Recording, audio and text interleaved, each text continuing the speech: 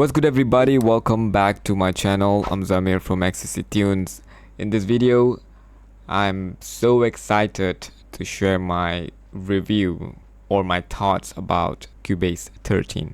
So I am currently on a trial version right now. As you all know, I'm currently also working in Studio One 6.5. So when Cubase 13 was released, I was not really interested to upgrade to Cubase 13 from Cubase 12 because I thought that the features that I wanted from Studio One was not there. So I thought, hey, I don't want to, upgrade to Cubase 13. I'm okay with Cubase 12 for now while I use Studio One for other projects, right? But then the Cubase trial version was available, so I decided to give it a try. And I really love everything that they did in Cubase 13, right?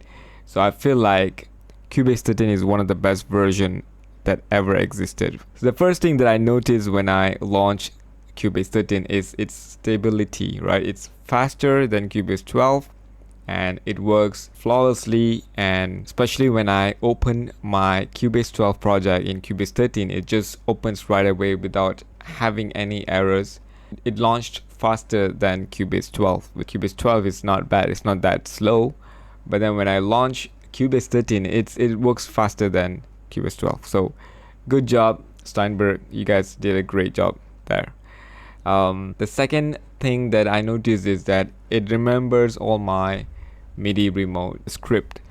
So I have quite a lot of pages here for my MIDI remote that I set up, and you can see it here: composing, mixing sense, drum pads and all that, right?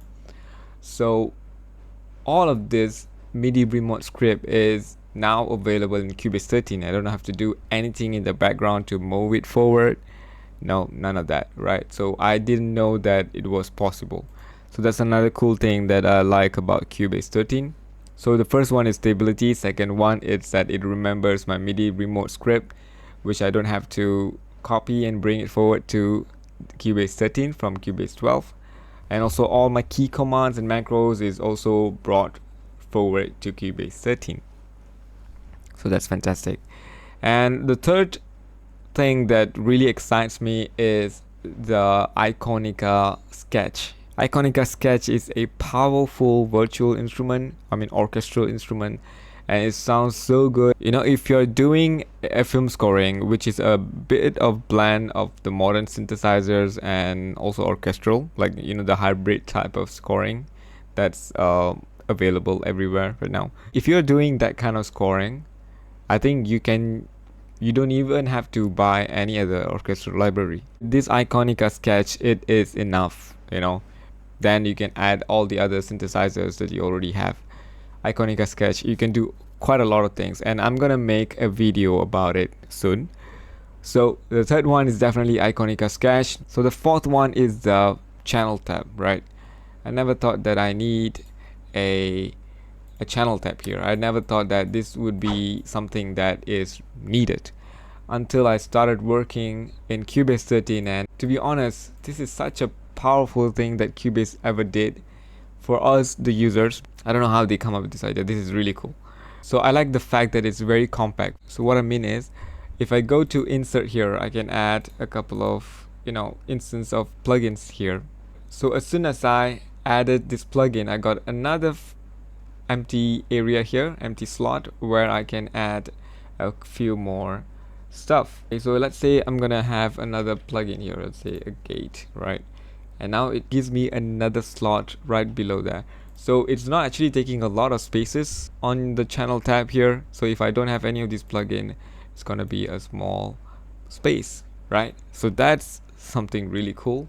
Okay, another cool thing is that I can actually set up a section here. So if let's say I like to see the routing, I can click on this and have this enabled here, and I can have a couple of things like channel strips, EQ and everything, right? So that's powerful. And another cool part is I can just right click on it and I can click on this expand sections exclusively, and now if I click on the sense or insert, it's gonna open And then if I, let's say this routing tab is open. Now when I click on Sans, it's gonna close and the Sans tab is now open, right? So that's another cool feature that I think I will be using on a frequent basis, right? So I like this channel EQ here, like the space that they have given to you. It's not really cluttered, and I can also adjust this fader. I never thought that channel tab is something that is really useful until they introduce it. So thank you, Steinberg. So the next one that I really like is the key editor. I mean, multi-part editing. Yeah, that's what they call it. Multi-part editing. For instance, if I have a couple of tracks here, right? UV workstation. Let me add a couple of synths now. CS80. Okay, so let's create a part here. Multi-part editing is something that's really cool.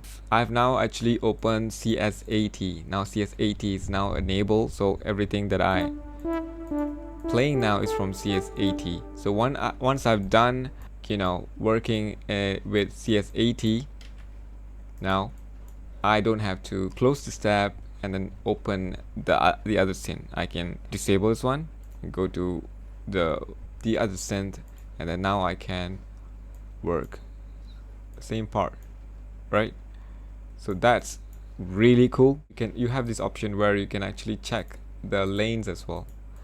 Isn't that useful, right? So now let's say I have a couple of lanes for this track. I can also individually bring them forward and I can work on it, right? So that's really powerful. So multi-part editing is really something that I've always wanted. I had these parts here, right? So when I click on this part, it's gonna show me that part. This feature was available in Pro Tools back in Pro Tools 10 or 11, a long time ago, right? And it's also available in Studio One, and I'm glad that Cubase have this feature now, which is very helpful for composers like me. Last features that I really enjoyed is the video track. In Cubase 12, I think they introduced the features where we can have 2 video tracks. Okay, that was already useful for film composers like me, but now they make it even better. Now if I open this inspector tab, I can see the track version. That means I can have as much as video track, and I can create version for it. And you have no idea how useful is this for a film composer, and I can't thank Steinberg enough for having this feature.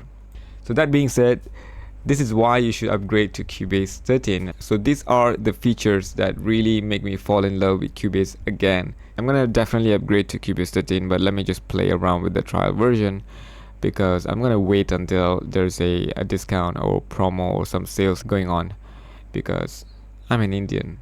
I don't buy anything unless there is a sale happening, right? So I'm gonna wait for the sale. And thank you, Steinberg, for giving this rock solid, super stable DAW. So that's it for today, guys. So if you haven't upgraded to Cubase 13 yet, go ahead and give it a try.